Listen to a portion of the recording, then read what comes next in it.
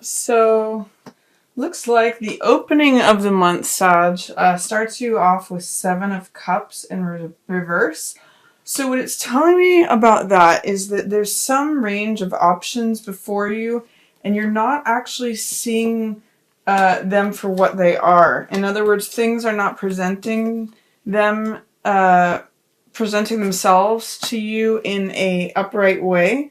Seven of Cups represents our heart's desires, and it represents options that we're considering, things that we want. Sometimes this card is called infatuation, or sometimes this card is called dissolution.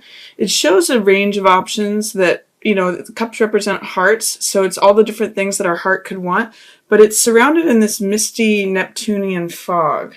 So when it's in the reverse position, it's saying things are not what they seem to be. What's behind, the door or the curtain, it may not be what it presents itself to be. So what I say with this card, even if it's in the upright position, I say to be careful about not looking at things through rose-colored glasses and just seeing what you want to see, because there's a lot of fantasy also conjoined in this card. And in this position, it's even more so in some ways, where it's do your research, check out that things are actually presenting themselves to you as what they are. Check out that it actually is what it presents itself to be. That's the number one. And be careful that you're not falling into fantasy or seeing things through rose-colored glasses here. Because you do have an opportunity to be fulfilled and be satisfied. If you don't, what I'm getting with these two cards together, Sag, is that if you don't buy into the shiny, rose-colored thing, you have potential to be really satisfied. Don't just go for the shiny thing or the low-hanging fruit, the first thing that looks appealing. Try to make a good decision. And evaluate your options, and then you have potential to be very satisfied towards the beginning of June here. So that's Nine of Cups. This card means satisfaction. It means a wish fulfillment. It means, 9 cups all filled. This is all sort of showing your banquet or your bounty. So it means feeling absolutely fulfilled and satisfied. So take time with your decisions towards the beginning of June, or especially with attractive options. Look through the fog and see things for what they really are, and then you have an opportunity to be really satisfied. I'm reading this as you, Sag. This is Queen of Rods, which is Queen of Fire, and basically it means someone who's a master of fire. And she's usually really has a sunny disposition. Sagittarius, you're known for that. You have this optimistic, happy-go-lucky, pretty thick-skinned, love to laugh, and you can just let things sort of roll off your shoulders. And that's how Queen of Rods is. She's got a good sense of humor. She's witty. She's confident. She's sunny. We see the sunflower blooming here. So I'm showing not only you as the highest version of yourself, as Master of Fire, as Queen of Rods, but also as being satisfied with this Nine of Cups energy. But you're going to have to get through getting over any little infatuations, little shiny things, little rose-colored glasses stuff. Get over the fantasy world, or seeing things as you want to see them versus how they are. That's a big Seven of Cups in reverse message. And then also towards the first part of June, there's going to be something that you're going to have to let go of. You may come to some realizations in being this higher part of yourself. There are some old belief systems that are coming to a close, and that it's time to let go of. Swords represent the mental element. They represent ideas, thoughts, knowledge, and in Ten of Swords, I always call that a belief system, because it's all these ideas. And you can see they're actually killing the person. It's actually stopping him in his tracks. There's no future progress with this belief system. There's no future life. It's just stagnant. It's dead and old. And this card is often called bottoming out. And whenever this card comes up, 10 of Swords, it means the end of a cycle of something. And I often relate it to the end of a belief system. So I think through achieving the satisfaction you know, getting through these clouds, being satisfied and saying, wow, I'm really shining and radiant. I'm really like my Sag self. It's going to hearken the end of some sort of belief system. I feel like this is a shedding of a skin for you, Sag. Like you've come to a realization and you're shedding a skin, and the old beliefs that you used to have no longer apply. You're incorporating a new belief system, or letting this one go, that is actually causing you to have a lot of freedom and optimism. It's kind of like when you throw off, if you've been carrying sandbags around, or beliefs that are hurting you, you know, or draining your energy, draining your life force. That's what this blood represents. When you cast those off, it's like letting go of sandbags. It makes you feel free and airy and light and carefree and trusting. And that's what this card is about. And open. This is a card about openness, about trust, about faith, about beginning a new adventure at zero, where all things are possible. So what I like about Queen of Wands showing up for you, Sag, and then also Fool, is that this is a level of mastery. This is recognition of letting this old belief system go, and then you kind of get this new youthful kick to you, which is very Sag anyway. I mean, you guys are very enthusiastic. You guys are very just fiery and alive. So when Fool is showing up, it's like, oh my gosh, I threw away all those old beliefs that were limiting me, draining me of my life force. Now I just feel like I can tackle the world. The world's my oyster. It's got a lot of adventure to it, and trust and faith. So that's it's a really fun card to show up for you, Sag. You guys are the explorer anyway. Sagittarius has explorer energy to it. And this is all about like travels, new adventures, being open, trusting, having faith. So, and this card is really about, I think I said it, but being carefree and feeling like you don't have a care in the world. So enjoy that. And a certain amount of innocence too. That's what all this white, the white rose, the white dog, the white undergarment, that's what all that's about.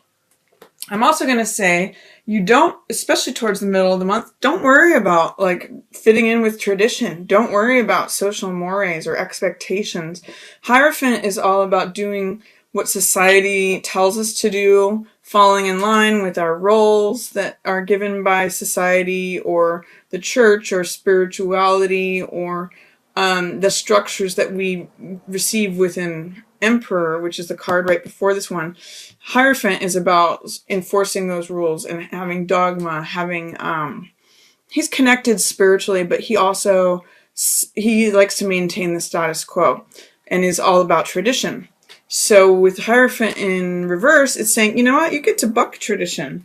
You know, whatever used to be the way, or what your beliefs were about how you had to operate, you're Fool now. You get to break free of all that. You get to kind of laugh at all that. This is very serious. It's very saying, you know, you have to wear this hat, you have to behave this way, formalities, traditions, manners, etiquette, all that, diplomacy.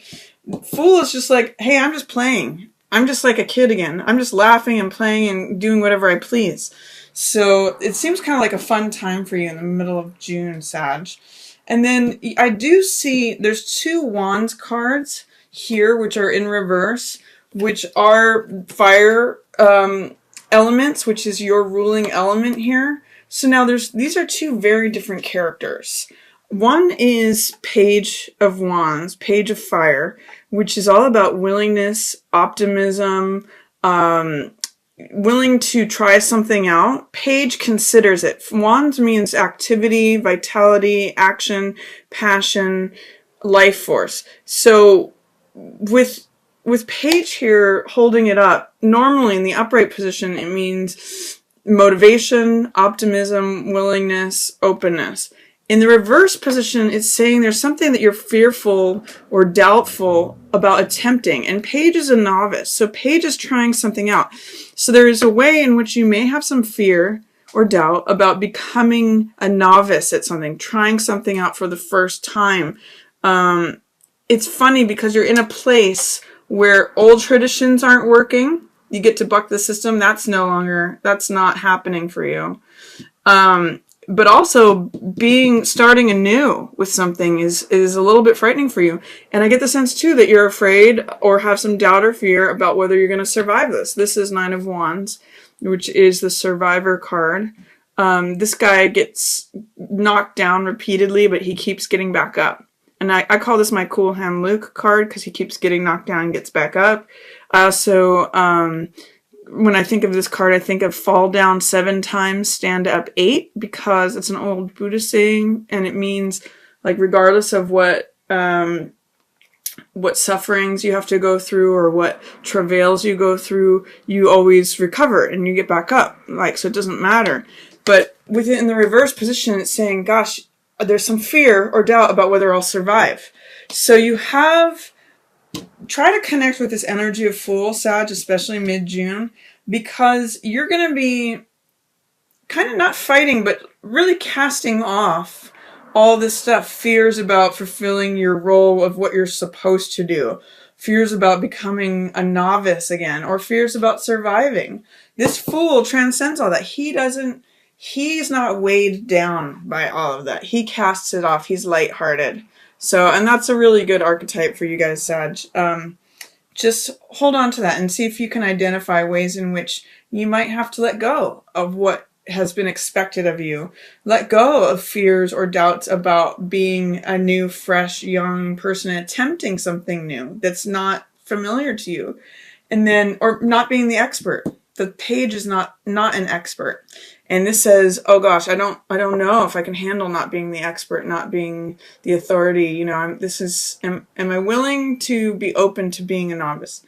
And then this one says, you know, I have some fears or doubts about whether I'm going to be a survivor, whether I can handle it, whether if I get knocked down, whether I'm going to be able to get back up again or not. So employ the lightheartedness and openness and trust and faith of Fool in the middle of the month to get you through all that, Sag.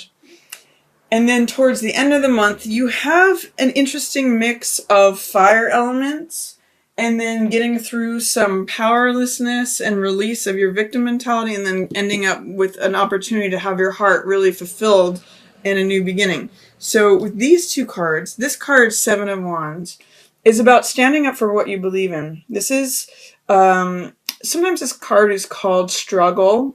And sometimes I often call this card success despite adversity. And one of the things about this card is that he's in an advantageous position. He's on the top of the mountain, fending people off. So he's either leading all these people or he's fighting them. In the reverse position, it tells me that you may be having a hard time seeing how you are in an advantageous position. Either that, or you may be having a hard time standing up for what you believe in and being assertive. That's what 7 of Clubs in the reverse means. But 5 of Wands tells me that there's like a little bit of competition going on. This is open warfare. This is, and sometimes I call this card playing versus fighting. So there can be a sort of fun element to this card, as we see in competition or sports, even though it's like mock war. You know, it could be serious competition, or it could just be playfulness. So what's going on in both of these cards is struggle or challenge, or, you know, people with different, people fighting for something. In this case, competition. In this case, standing up for what you believe in. And this is saying you may have a hard time standing up for what you believe in, or realizing that you have an advantageous position in the fight. So there's some interest, like I would say with these two cards coming up, be willing at the end of the month to throw your hat in the ring. Be willing to compete. Be willing to fight. Be willing to show up for yourself and fight for yourself, because you are in an advantageous position, even if you don't think you are. I would say there's a lot of negotiating power right here. You know, this is competition. This is sometimes when this card shows up with around cups cards, it's like people fighting over a heart. It's like romantic competition. That's not what's happening here. But what I want to emphasize is that there's a certain amount of playfulness that can be employed with this. And I want you to recognize your advantage in the situation, because there will be some fighting, some standing up for what you believe in, maybe some competing, but you have an advantageous position there at the end of the month, Sag. And then once you get past your feelings of victimhood, that can show up here too. If you feel like, oh my gosh, there's just so much open conflict, there's so much warfare, I don't believe in that I can assert what I believe in or what I stand for, that puts you in victim mentalities. Eight of Swords is feeling powerlessness, feeling victimized, feeling like you're surrounded. But again, it's just your thoughts and your beliefs that are doing that. This card, Eight of Swords, is kind of like Ten of Swords in that it's the thoughts that are draining your power. This one is that she can't even see that she's free because she believes, oh yeah, I'm surrounded, I'm captured, that's it for me. I can't move. However, she could easily walk away from these swords. She could lean up against one of these, cut those binds, and walk away. She's actually free. It's just her beliefs about her being captive that are holding her there. So that's what's going. I think there may be some element, Sag, for you thinking that you're not in an advantageous position, and that if you do fight for yourself, if you do challenge what's going on, compete, stand up for yourself, there may be some fear or doubt about ending up as the victim, as the one who's powerless. But I'm going to encourage you to see that that's not true. Or that it's only true if you believe it, that your beliefs are what's encroaching upon you. And then at the very end of June, Sag, you've got Ace of Cups. Now this is a new beginning. You can just see in the imagery of the card, it's my cup overfloweth, my cup runneth over. It's emotional fulfillment. Again, cups represent the heart element and emotions. So it's like your heart being so filled that it flows over. And aces are new beginnings. So this is the dove of peace that lands when your heart is filled. It's a new beginning. It's the universe trying to hand you something that you love. It's basically joy, creativity, love, passion, all that stuff that fills your heart. And that's available to you at the end of the month. Once you get through fighting for what you believe in and getting past that fear about ending up in a powerless position. Once you release yourself from this Eight of Swords energy, you end up here at Ace of Cups, which is beautiful. And it's totally available to you.